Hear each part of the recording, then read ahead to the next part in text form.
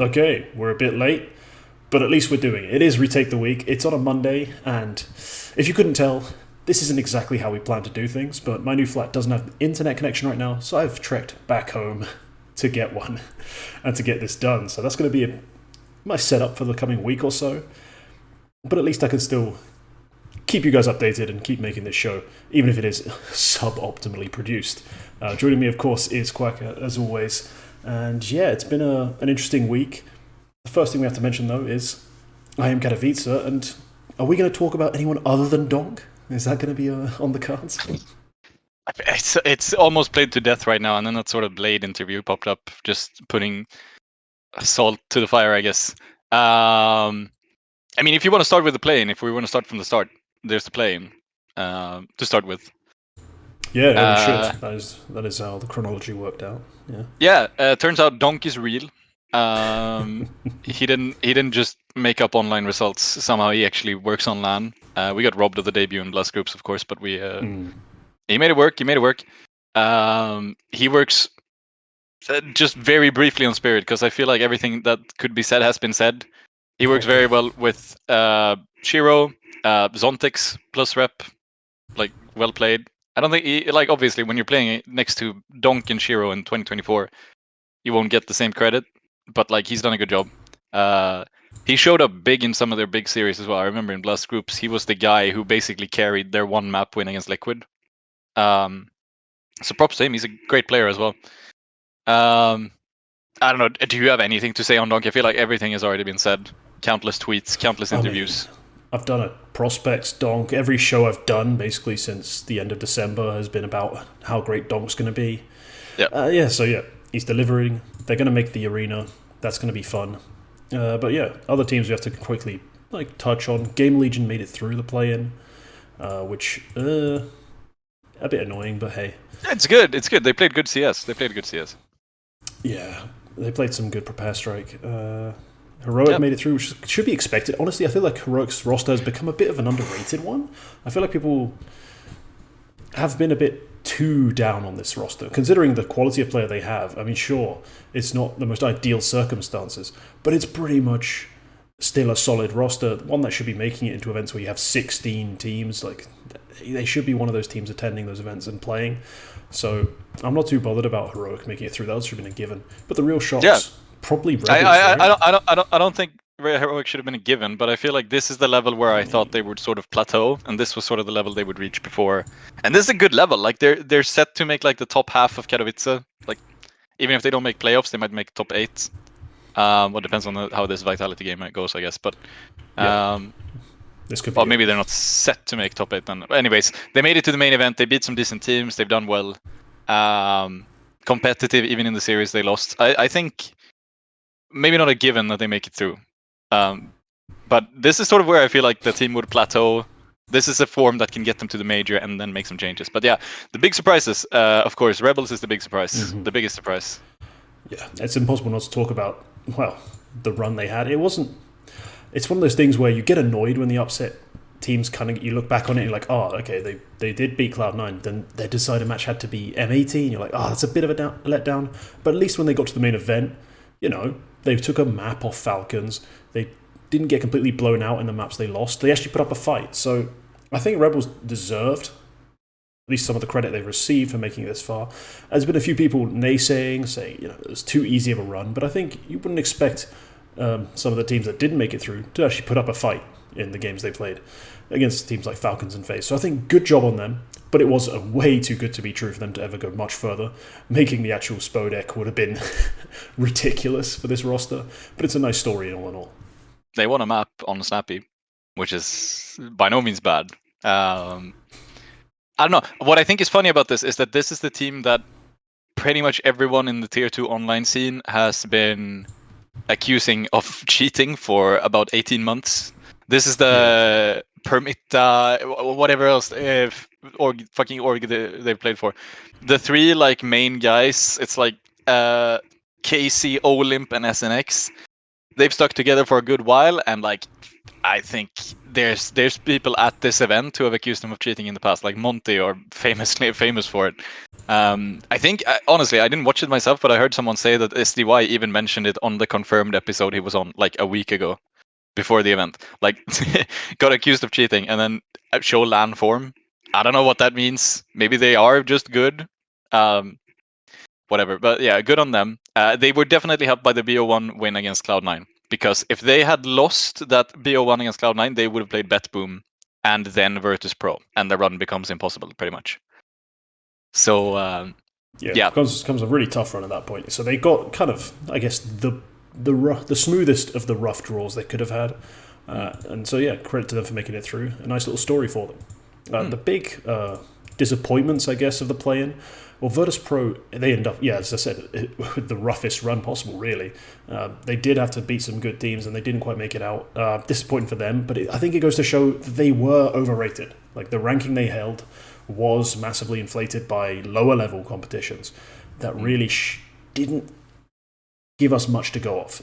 There was no real victory where you thought, that's a great team they've beaten, that's why they're top 4. No, they were top 4 by kind of a default of how the point system works. This was a bit of a reality check. Yeah, for sure. I mean, Gamer Legion, I kind of like it was a 3-map series. Final map was kind of close, but they like GL also beat them 13-3 on the first map. Yeah. Cloud9 are just like best of 3, like 3-map merchants at this point. I don't think they've played a single series other than the BO1, which wasn't on 3 maps. Like, they struggled against BetBoom. Probably could have lost that game, considering the first map was in like 5 overtimes or something. Again, 1-1 against Virtus Pro. Very nearly lost against Mouse as well, or they did lose against Mouse. But close series, and Mouse didn't even play their best game in my opinion. So, yeah, it's I don't know. It's a tough run. It's a tough run for VP, and of course they didn't make it in the end. But yeah, I think they still showed some good stuff. I think VP are still they're still up there for me for the upcoming events. But yeah, poor run. Same for Astralis. Astralis is a bit. I think for them, they're really weird one to judge because we came into it thinking, oh, this is just a mishmash of stars. How are you going to make it work? Like, it's going to take one hell of a job from the coach in IGL. Then they kind of shocked everyone. Well, not everyone. Everyone except me picked them to make the upset run at Blast, apparently, according to my double swing show. But then they come here and look like how I expected them to. Like, sure, there's firepower, but they're by no means a guaranteed top team. Sure, again, they had a rough go of things. They had to play Heroic and then go straight into a BO3 with Ents, who are a bit of an unknown quantity. They have a lot of, that sort of home territory buff, I guess we could call it, that I guess Rebels kind of got in that play-in. But it was still a best of 3 you'd expect them to win if they were real. If that performance from Blast Spring groups could be replicated consistently. I think we saw here it can't, but at least that it's in their wheelhouse. If they get it working, they get it running, they will be a really good team. If they can do it consistently is the real question. And yeah, 2 events in, they haven't. But we'll see how it develops.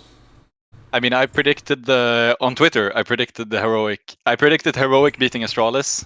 Somebody called me out on that, and they said, you're just trying to make this happen when it won't. I predicted the Mongols upsetting Furia. This is the 3rd time. Of course it was going to happen. It's not an upset. I got every single game correctly except for Rebels beating Cloud9, which I was really upset about. But, I mean, yeah, Heroic beating Astralis, good on them. Maybe slightly expected.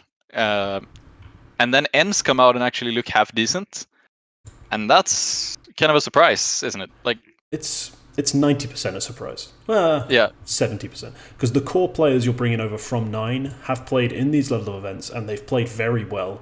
Diha, we know, is an underrated player because he plays under the snappy system. He played like subpar roles, and he'd have pop-offs, and you could see his mechanics were clean, but he wasn't ever expected to be a real carry and get that sort of star treatment. And then Glaive was obviously a guy everyone kind of wrote off for a little bit, as when we saw him at the end of the Astralis run, it didn't look good. He took a long time off. But clearly what we've seen here has backed up the claims he's made. He's been really sharpening his tools. He's been absolutely fragging out in these events.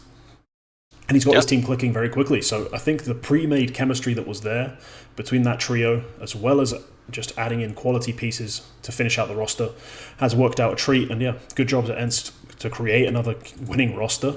And I'm glad Glaive's been able to adapt and figure things out. They've even continued into the main event and beaten Vitality in their opening best of 3. So very impressive so far. If they make the arena, that'll be an atmosphere. Now that will be fun. I've obviously been very critical of Glaive post Sonic. I think I've said several times. It's like he's only done good stuff with Sonic, and it made me question how good is he and how good was the Sonic Glaive pairing. He's starting to build something. Like I did feel like, all right, if he makes ends work, he is still one of the great IGLs of all time for sure. But he's starting to build something. They did miss the RMR, which is something, I guess. But they're making it happen right now. They have a G2. They're up against G2 later today, I think. Yeah, that's the matchup, have.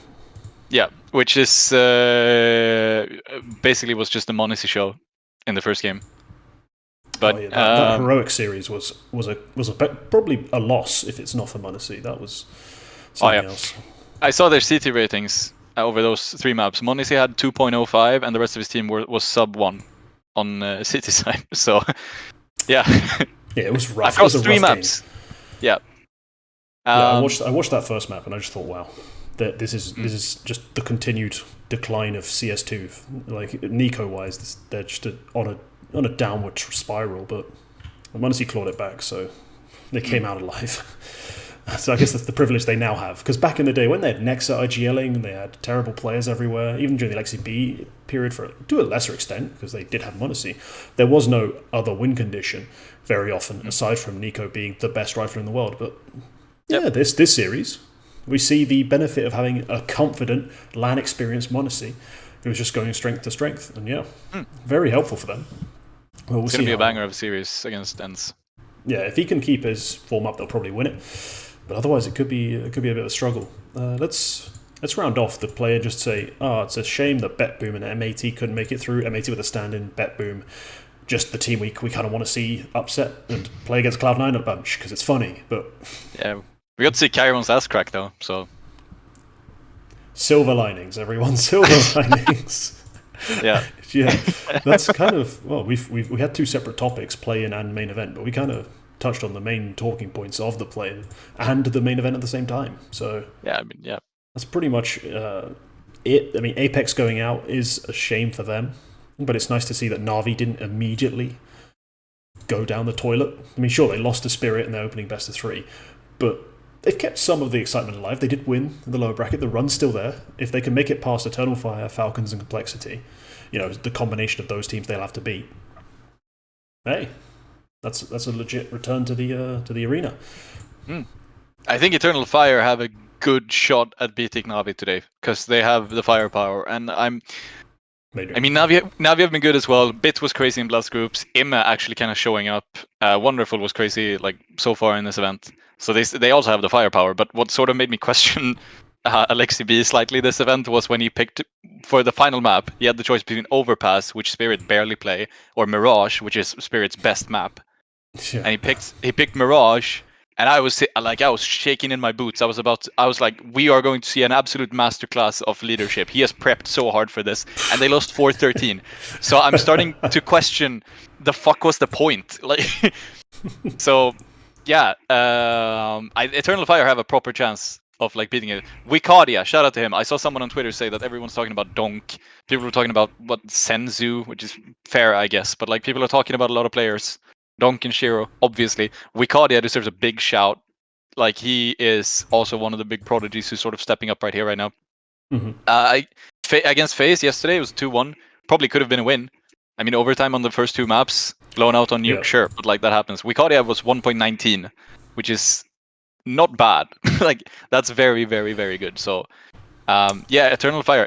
I'm actually kind of crazy about this team. I feel like they are properly building something that could be a more consistent top contender, because it's not the first time we see this kind of format of them. So, we've always had them as a dangerous roster. It's just they needed more depth. They've started receiving it from Wikadia, and he's maintained at this event. Sure, the Falcon series, he was a bit of a non-factor. Everyone else dumpstered on them, Xantares especially. But in that FaZe game, they needed that extra guy, and he was able to keep it close for 2 maps. So Yeah, I was impressed by Wicardius so far as this event as well. He's been one of our prospects of the week in the past for good reason. But Yep. speaking of that, let's move on to one of our fixture topics. Let's talk about the Eternal Shuffle. And the first one we could kind of just mention, have a little rejoice moment, and then move on. And that's NIP, their COO. All of you know him as Jonas Gunderson, as that's how he's referred to in podcasts taking shots at him. Although you've listed him in our show notes as Calc, which I guess was his gamer tag when he was playing. He was a 1.6 pro. So yes, that was his gamer tag. Yeah, Jonas Gunderson, COO, him along with Hichem. I don't know how to say this guy's name. Hichem Chahin, the Norwegian CEO. I mean, they arguably responsible for the downfall of NIP. Depending on who you ask, I don't know the details. I don't know any details about how NIP have worked like on the inside, who did what, who's responsible for what. But these two players have, at least in whatever public statements they have made, and whatever decisions they have like properly taken responsibility for, they've all properly failed, and they've looked pretty bad. And I'm kind of happy he's gone. It's sort of a changing of the guard at NIP at the moment, because Threat came in, Erik Wendel came in, now Gunderson is out. I'm curious to see what happens. I'm curious to see how this changes things over time. But honestly, at this point, I'm not holding any hope out for NIP, even despite this. I'm tired of like defending this organization. I'm done. This is not my team anymore. I'm not gonna wear the jersey until they turn things around. This is awful. But maybe Gunderson was part of the problem, and I'm happy he's gone. Yeah, that pretty much summarizes it.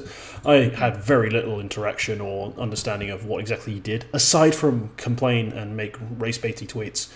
He was the guy who said Device was like Cristiano Ronaldo. So. Oh, that terrible analogy that I already ripped apart. Yeah, anyway. Yep. That was him as well. Cool, yeah. He's just not really a big factor to me. If it does make NIP magically good, I'd love that. But I think there's bigger issues on the actual rosters currently that might need addressing. So, moving on though. We have a pretty big one from the women's scene, and this was what I tweeted about. That's Nigma Galaxy, the roster parting with the org, and then also Vilga stepping down and being replaced with Zaz. So quite a few moving parts there. But most importantly, I think it has to be said, if this roster doesn't have a team by the next Impact League season, that's pretty insane.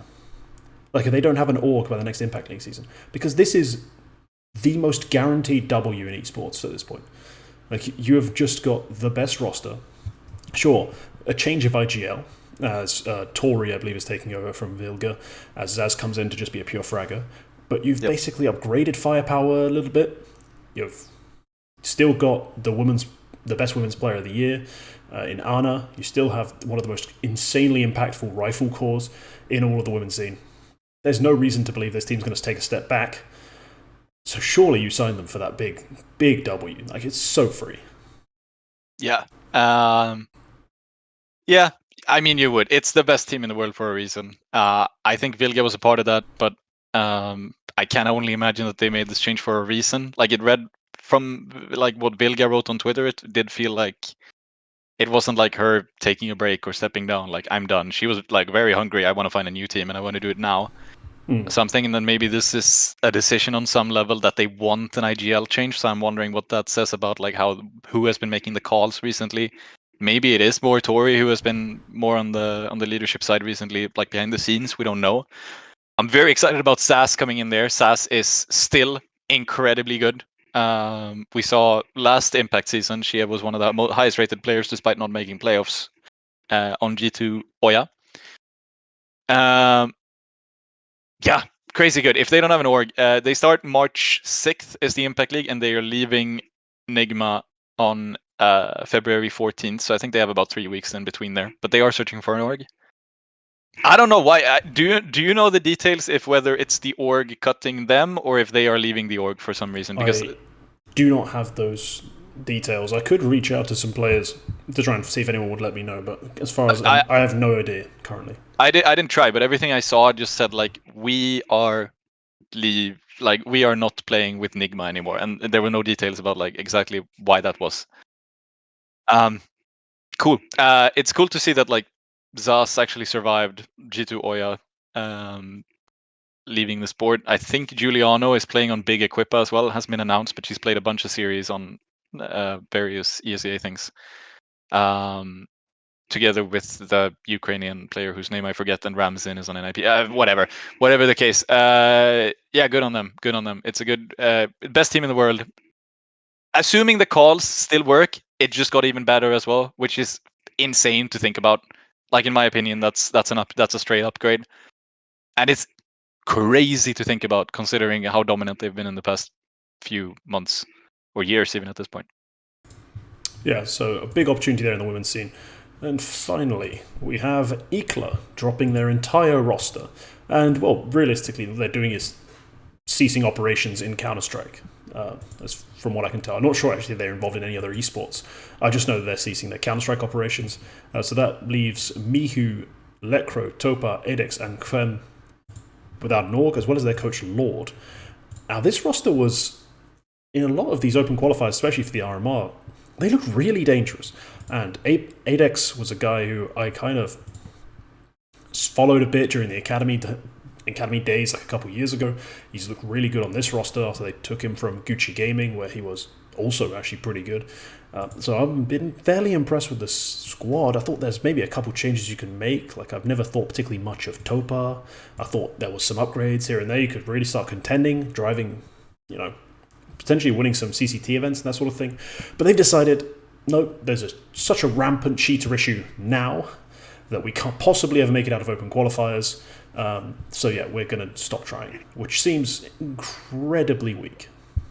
I'm gonna read exactly what their CEO said. It's pretty short. Maxim Bednarski said they will take a pause until 2025 to reconsider a possible return to CS. So they might be back, probably not with this roster, but they might be back. And they would only do so if they see positive changes in the scene. And then here's the direct quote: "We cannot invest hundreds of thousands, millions if needed, of dollars in a team when it's just luck that decides if you play versus cheaters on online qualifiers or not." Which, honestly, like, would you make this statement if you were an org CEO, or would you just say, we just don't want to be involved in CS right now? Like any other org have said and would say, like, we just don't feel like this is a worthy investment right now. I mean, it makes you sound... I'm going to be honest, it makes you sound like a bit of a child. Like, because there isn't such a crippling amount of cheats in open qualifiers for everyone else. Everyone else seems to be able to keep competing. Lots of teams actually qualifying for stuff.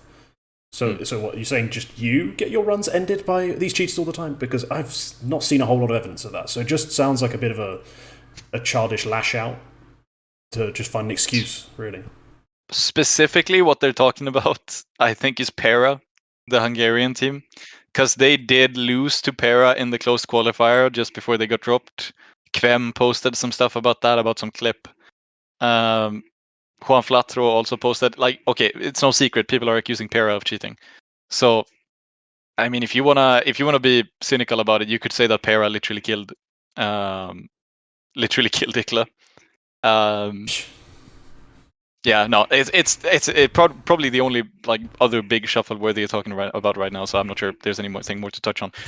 Kvem, obvious talent in my opinion. Yeah, Kvem and Adex probably. Honestly, that roster, you could probably take Kvem, Adex, Lekro, and Miku, and then just find another fifth and try it again on a different org. There's probably enough talent there to secure yourself top 30 to 40 in the world if you keep playing online events and not throwing out your toys every time you lose in a qualifier. You could probably do something with that. So. Oh, having just read the statement slightly, the sentence that came just before the quote, they had a meeting with the board of investors. So it might be the investors who are buying into the cheating accusations and just pulling funding. Could be that, rather than like the org being pissed off. In any case, it's wild. This shouldn't happen. But I really hope this isn't a trend. I really hope this isn't the start of a new trend where orgs are pulling out over supposed cheating accusations. It'd be amusing. Oh Christ! It's the second time in like 2 weeks an org has pulled out over cheating accusations because the Prodigies did the same. Oh my god! Kind of the opposite way around, but still. Well, yeah, but still, Okay, let's move on. Let's move on. It's a bit silly. Let's talk about prospects of the week. There's a couple good picks to make here. And speaking of players or associated with alleged cheaters, I've gone with Flay. Now, there were a couple options, because when you look at how we do this usually is because we can't watch every goddamn game of Counter-Strike that happens every week, we do look at the HLTV rating list for just like everyone who's played games on HLTV and go through and remind ourselves, oh, I did watch that guy play, I watched those series. And the top 2 players this week, well, number 2 was Donk, and we all know Donk's been putting up stupid numbers because he's just been carrying Spirit through these massive events, but I thought it'd be a bit boring to pick him. The number 1 highest rated player was Joel, putting up near a 1.7 rating over 5 maps of TSM. And I'm like, I can't talk about Joel again. Like, I mean, I'm following his game in the background right now. He just gave Metasport 23 kills in 15 rounds on Nuke to beat them 13-2. I mean, it's kind of ridiculous, the stats this guy can put up. But I've decided to go with someone who's played at Katowice, who's not the biggest talking point in the world, and that's Flay. Because whilst Rebels have been eliminated, it was an incredible run. One that most people didn't expect them to make. He played really well, especially in that map they won against Falcons. He put up huge numbers. He was a real problem for them. And I think this guy's got some future potential. He's 18. He's Polish, which is honestly, if you think about like his future prospects, they're looking all right. I mean, sure, they are having to outsource IGLing to like a Danish guy right now for their best sort of core team. But there's other players coming up. There's a lot of players coming through in that region. And I think there's a good possibility we see him on some good teams in the future. So Flay is one to watch out for. This has been a great week for him and his roster. So yeah, really exciting player. Been really great to see this sort of performance. Yeah, I was almost picked him as well. Fully honest, I didn't watch the games. But when someone puts up a 2.0 rating against Snappy, I kind of notice. So, one for the future. I don't really have much else to say about him. I haven't really heard about the guy. I just know he was on the Thunder Flash team. Yeah. I mean, popped about as any young Polish player seems to do right now, just popping about a bunch of different teams, getting half decent results, and then popping about another team. So, good on him. I'm pretty sure this might have been his. Obviously, it's his tier 1 debut, but I think it might have been his LAN debut, like fully. Oh, nice. Yeah. Oh, never mind. He played a series on LAN against Pact in. That's a Polish LAN, I'm assuming. Yeah, a little over a year ago. Yeah, it's a Polish esports league finals, and got knocked in the quarters. So good. Like, yeah, good on him. Like, first time when your first LAN where you actually play more than one game is Katowice, and you make it this far. Impressive. Like, Falcons obviously have their stumbles right now. I think it's still really impressive to pick a map on them. Yeah. Almost winning the map. Like, hell, I think they pulled out a decent sized lead at one point. Yeah, there was 10-6 and 11-9 on the final map. Sorry, I had it wrong way around. They almost pulled off a comeback because it was 11-10 at one point. But yeah, good on them. Like, that's impressive for me. That's really impressive. So yeah, good on him. Good on Flay. Yeah, who's your pick then? My pick is Sus. My pick is Susp, which is probably the least talked about guy on Metasport so far, like since joining at least. We all talk about Nilo, obviously. We talk about Adam B, Susp's twin brother. Talk about Jaquinho, mostly in a negative way, since he hasn't really picked up the form on the op. We talk about ZTR, very talked about for years now, of course. But Susp is this kind of guy. He came in, and I almost thought that this would be an Astralis kind of thing with like who's up front and who's in the rear. Like, everyone here seems to be a pretty active player. A lot of people want space. A lot of people want the big numbers. It did feel a little bit imbalanced. And then Suspi didn't really hit the numbers. He didn't really hit the numbers on 0-0 Nation that we sort of expected him to. But this week, Medisport have played 19 maps on HLTV and 2 open qualifiers where most of their maps wouldn't be covered, and are playing a series right now. But in those 19 maps, Suspi was the top-rated player for Medisport, I believe, and rightly so. He played a crazy game. Like, I did watch a bit of it. It was crazy. Yeah, he's got a playmaking instinct. That's what I've noticed about Susp. Is there's a lot of potential in terms of him being like a second AWP high impact kind of guy, a guy who will just win you a round that you really weren't expecting to. But the problem that we had early on in this Metasport roster is that he was kind of being forced to play roles that, well, he still probably is to a certain extent, but he was playing roles he wasn't too comfortable with, at least from what I could see in the first month or so. That led to him doing a lot of stuff that just wasn't correct for the spot he was playing. He was taking early deaths where I really didn't want to see that. But there were highlights, there were flashes, there were moments where he was, as I said, doing stuff on the second AWP or with his pistols, just having some moments. So I thought there's definitely something there, and we've seen it, I think, in this last week where he's starting to find a little more comfort, a little bit of rhythm with his teammates, because he's been playing international Counter-Strike for a little while. He's back to Swedish now. Might have been a bit of an adjustment period for him, just getting used to the comms again, getting used to how everything feels. And yeah, amazing week. I've watched a couple of the maps that have gone well. He's been playing a solid game. Unfortunately, today the only map I've watched of him was getting absolutely battered, then deep fried by Joel. But hey, still a good week. Still a good week. The main 2 games I watched was versus Sangal and Sampi, actually, and he was very good in both of them. Obviously, like, his stats are slightly padded because they played against Dusty, somehow lost a map, which is a shame, and some no-name Finnish team, which, yeah. They also beat Bleed, and while he was kind of missing for 2 maps, he was like basically the big carry in the first map they won. Big win. The 500 series they lost last night after having played 3 best of 3s. That was their 3rd best of 3 of the day. Valorant pros couldn't even imagine. Yeah, that was the first game they lost this week, which is kind of crazy. And crazy run of form. And he was big in that one map. They won 13-1 as well, which was also much of his doing. So really good on him. Really good for him to find some form. I hope he can keep it up. I mean, the map count of this week sort of suggests that he might be able to keep it up, which I hope actually ends up being the case as well. But it's nice to see someone that it's not just the Nilo show. Some stuff is kind of working out on Metasport right now. Yeah, Metasport, a team to watch, team to follow, because in terms of development of young players, they're probably the ones doing it the most aggressively in the Swedish scene. Like, you'll see they have 3 of them who are like under 20. The other 2 players aren't exactly old, and they do have long-term plans. So I'm really excited to see how that develops. Shame they couldn't make the first major of the year, but I got faith that they can make a nice run for the second RMR. But we'll get to that when we get to that. So yeah, that's been basically the week. Katowice's currently going on. What are the scores at? Vitality lead Heroic and Monty lead Cloud9. Okay, yeah, there's more Counter-Strike to watch, and of course there'll be another episode coming next Sunday, which will be from another, I think it will be in here, again, with this echo and this bollocks. So I'm going to try and see if I can get something arranged in terms of like maybe a big, like, soft sheet behind me to reduce this. Because I'm going to be doing not only this, but also something else live afterwards. It'll be nice to get some dampening. Yeah, we'll find out more about that as the week goes on.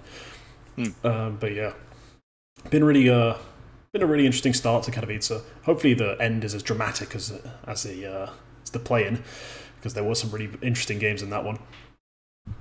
And let's see how Donk does in his first ever grand final. But all right.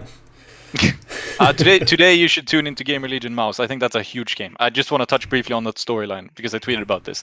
Isak and Brollan, they are friends, they are Swedish, they're playing against each other. Acor is playing against the man who replaced him at Mouse. Sui is playing against his old team for the first time, and that team is now being led by a Polish player, Snacks, both of whom want to make it to Spodek, which they will by winning this game. And it's sort of like this old gen versus new gen thing. I'm not sure the game is actually going to be close. Like, I would want to say Gamer Legion could take a map, but it's going to be like just for storylines alone. If you're like me and you live for the storyline, this is a huge game, and this is the game I'm going to be plastered to the fucking TV for this one. So yeah. And if you live for Great Counter-Strike, G2 Ents is on at the same time. So take your pick. All right. Thanks everyone for watching. Let us know your thoughts on the last week in the comments. And yeah, we'll see you in the next one. Goodbye.